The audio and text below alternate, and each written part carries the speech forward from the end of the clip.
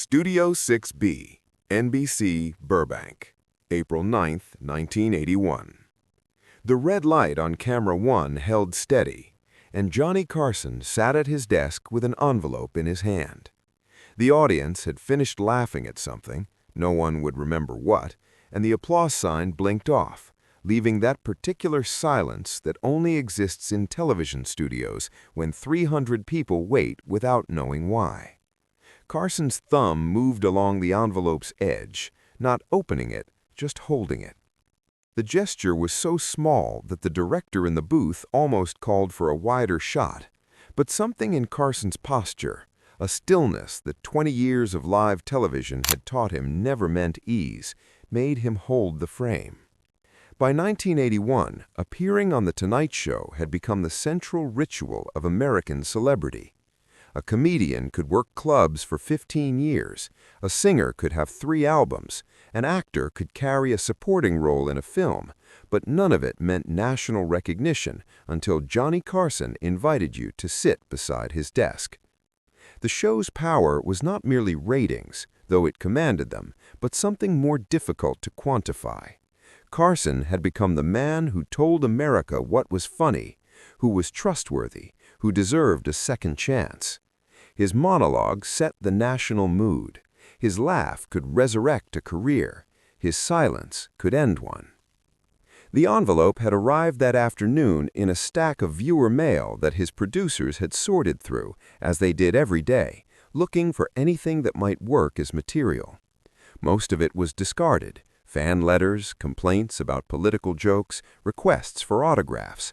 But this letter had been flagged by a young production assistant who had read it twice, then walked it directly to Fred de Cordova, the show's executive producer. De Cordova read it standing in the hallway outside Carson's dressing room. He knocked once, entered without waiting for an answer, a privilege only he possessed, and placed the letter on the makeup table without speaking. Carson read it while his makeup artist waited with a powder brush suspended in midair. The letter was from a woman in Colorado whose husband was dying. Cancer, though she did not dwell on the medical details with the maudlin specificity that might have made the letter unusable.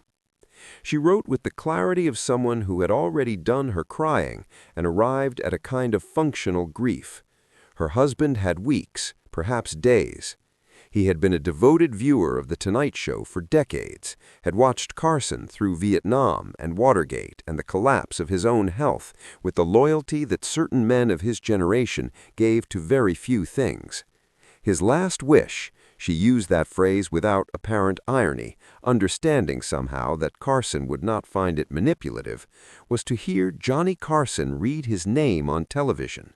Not a tribute, not a dedication, just his name, spoken aloud, so he would know that for one moment he had existed inside that warm light that came into their living room every weeknight at 11:30. Carson had done many things on television. He had interviewed presidents and argued with astronauts and performed magic tricks with such commitment that grown men believed for 30 seconds that he might actually saw a woman in half. He had ad-libbed through technical disasters and carried entire shows when guests failed to appear, and maintained his composure through the calculated chaos that was the essence of live broadcasting. But this, reading a dying man's name to satisfy a wish that was both heartbreakingly modest and impossibly large, was not a bit. There was no punchline waiting, no safe transition back to comedy. He could have declined. His producers would have drafted a kind letter. The woman would have understood. But Carson had spent 2 decades constructing a persona built on a very specific premise, that he was the bridge between the audience at home and the madness of celebrity, that he was, in some fundamental way, on their side. It was a persona so convincing that people forgot it was a construction. They believed they knew him. They trusted him in a way they did not trust politicians or preachers or even their own neighbors. And that trust, unspoken, unacknowledged, but absolute, meant that certain requests could not be refused without destroying the entire architecture of what he had built. The Tonight Show had a rhythm, and Carson protected it with the ferocity of a conductor who knows that one wrong tempo will collapse an entire symphony. Monologue, guest segment, comedy bit, musical performance, second guest, animal expert or comedian doing 5 minutes, every element timed, every transition rehearsed. Deviation was permitted only when it enhanced the illusion of spontaneity. But grief, real grief, had no place in that rhythm. It could not be timed, it could not be controlled. And control was the invisible framework that allowed Carson to make live television look effortless. He had decided to read the letter on air without telling his producers, not as an act of rebellion, but because he understood that if he announced it beforehand, they would try to shape it, find the right moment, prepare the audience, and preparation would transform it into performance, which would destroy the only thing that made it worth doing. So he waited until the show was underway. "I want to read you something," Carson said. His voice had the same cadence it always did, but the irony was gone. He was not Johnny Carson, the host. He was a man reading a letter. He read it slowly. He did not editorialize. He did not add commentary. He simply read what the woman had written, including her husband's name, a plain, unremarkable American name that belonged to a man no one in that studio or watching at home had ever met and would never meet. When he finished, he folded the letter carefully and placed it on his desk, his hand resting on it for just a moment. The silence that followed was unlike any silence that had ever existed on The Tonight Show. It was not the silence of a missed cue or a failed joke. It was the silence of 300 people and millions watching at home, realizing that something unrehearsed and true had just occurred on a medium built entirely on rehearsal and construction. Carson did not fill it with a joke or a transition. He let it exist. And in that silence, the entire premise of late-night television shifted. Doc Severinsen, the band leader who had worked with Carson long enough to read him in ways even his closest friends could not, did not start the music. The director did not cut to commercial. The audience did not applaud, because applause would have been wrong, would have turned the moment into something it was not. And Carson, who had built a career on knowing exactly how to escape any moment that became too sincere, did not escape.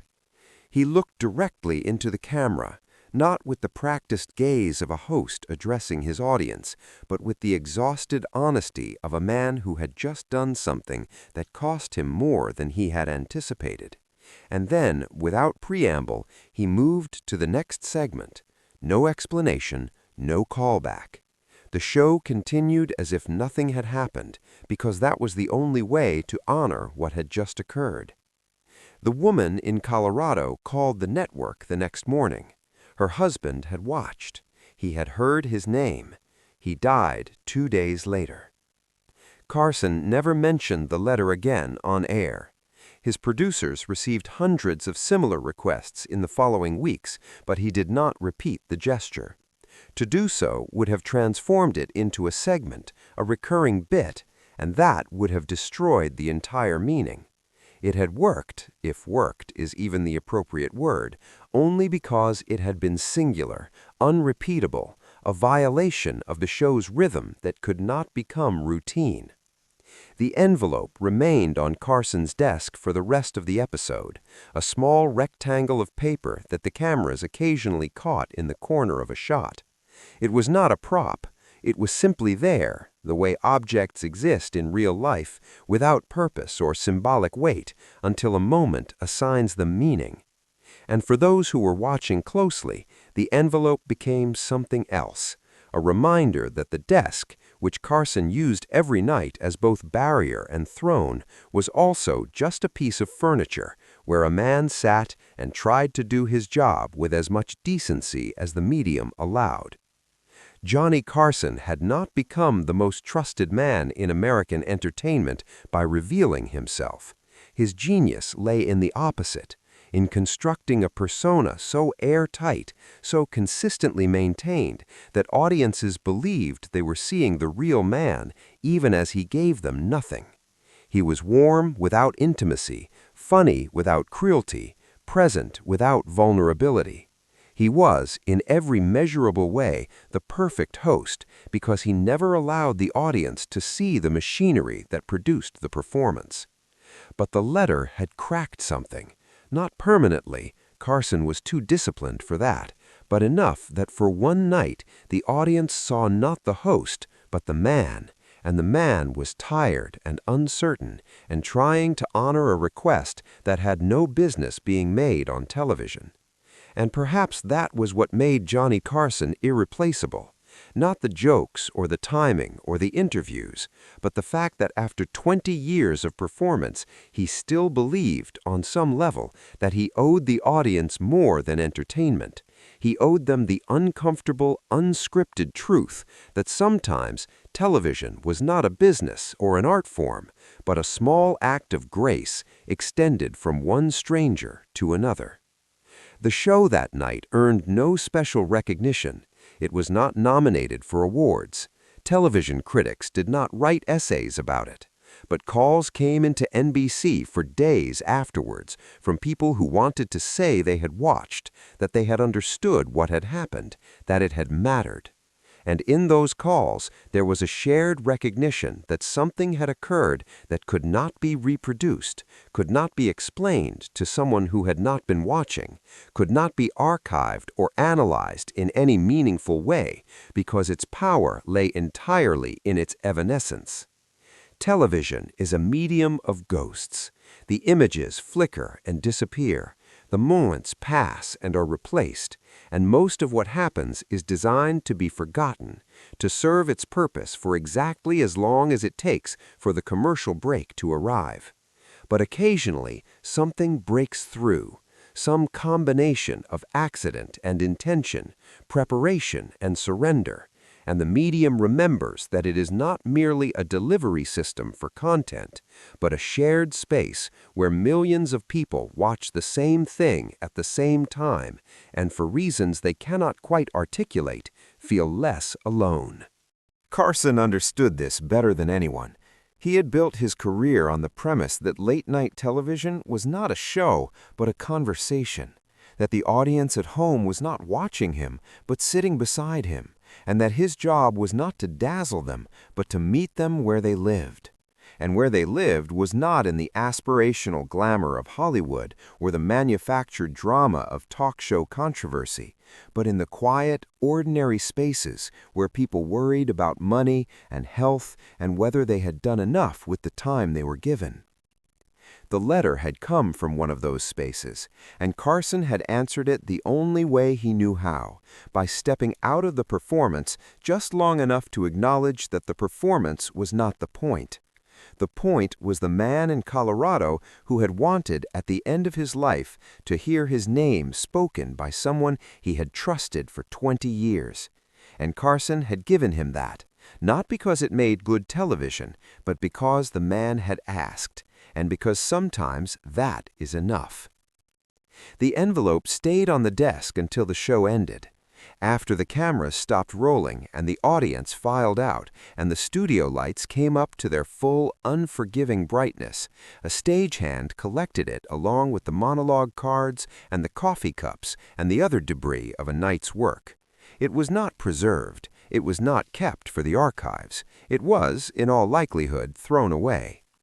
But the moment remained, not in any recording or transcript, though those exist, not in the memory of the audience, though many still remember watching, but in the quiet, unverifiable space where television stops being a product and becomes, however briefly, a mirror. And in that mirror, for one night in April 1981, Johnny Carson looked back at America, and America looked back at him, and both understood, without needing to say it, that the desk had never been a barrier at all. It had been, all along, a bridge.